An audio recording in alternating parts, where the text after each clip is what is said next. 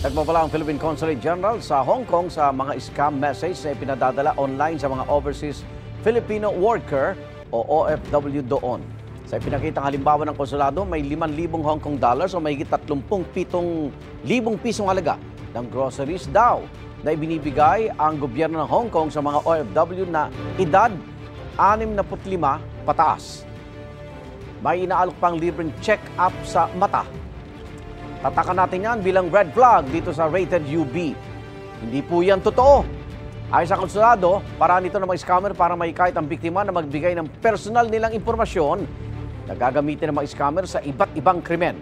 Sa mga OFW na makakatanggap ng ganitong mensahe, i-report ito sa anti-scam helpline ng Hong Kong 18222. Igan, mauna ka sa mga balita, mag-subscribe na sa GMA Integrated News sa YouTube para sa iba't ibang ulat sa ating bansa.